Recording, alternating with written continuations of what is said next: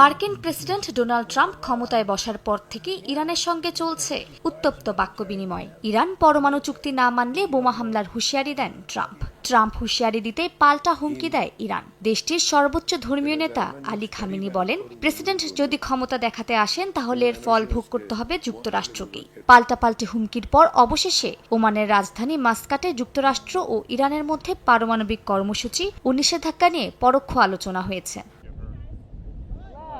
মাস্কাটে যুক্তরাষ্ট্রের প্রতিনিধি Steve Witkoff ও ইরানের পররাষ্ট্রমন্ত্রী আব্বাস আরাকচি আলাদা কক্ষে অবস্থান করেন। ওমানের মধ্যস্থতায় প্রায় 2.5 ঘণ্টার এই আলোচনায় দুই পক্ষের মধ্যে কয়েক দফা বার্তা আদান প্রদান হয়। আলোচনা শেষে ইরানের রাষ্ট্রীয় টেলিভিশনে দেয়া বক্তব্যে আরাকচি জানান, প্রথম পর্বের আলোচনায় দুই পক্ষই সমঝোতায় পৌঁছাতে আগ্রহ দেখিয়েছে। আগামী 19 এপ্রিল দ্বিতীয় পর্বের আলোচনার সম্ভাবনা রয়েছে বলে জানান তিনি। তবে স্থান ও বিষয়ভিত্তিক কাঠামো এখনও চূড়ান্ত হয়নি বলে জানান ইরানের পররাষ্ট্রমন্ত্রী। তবে তিনি যুক্তরাষ্ট্রের সদিচ্ছা নিয়ে সন্তুষ্টি প্রকাশ করেছেন।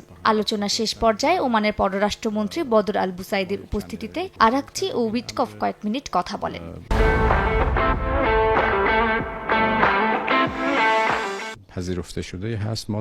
আমরা যখন সেখান থেকে বের হচ্ছিলাম তখন দুই প্রতিনিধি দলের দেখা হয়ে যায় এবং আমরা কয়েক মিনিট কথা বলি। এটা একটি স্বাভাবিক বিষয়। মার্কিন কূটনীতিকদের সঙ্গে আমাদের প্রতিটি যোগাযোগেই আমরা সব সময় কূটনৈতিক সৌজন্য বজায় রেখেছি। এদিকে স্টিভ উইটকফের এই আলোচনা একটি গুরুত্বপূর্ণ অগ্রগতি বলে বিবৃতি প্রকাশ করেছে হোয়াইট হাউস। বিবৃতিতে জানানো হয়, সমাধানযোগ্য বিষয়গুলো অত্যন্ত জটিল হলেও এই আলোচনা পারস্পরিক সমঝোতার পথে একটি বড় পদক্ষেপ। উইটকফ আরাকচিকে জানান, কূটনীতি ও আলোচনার মাধ্যমে সমস্যার সমাধানের নির্দেশ দিয়েছেন ট্রাম্প।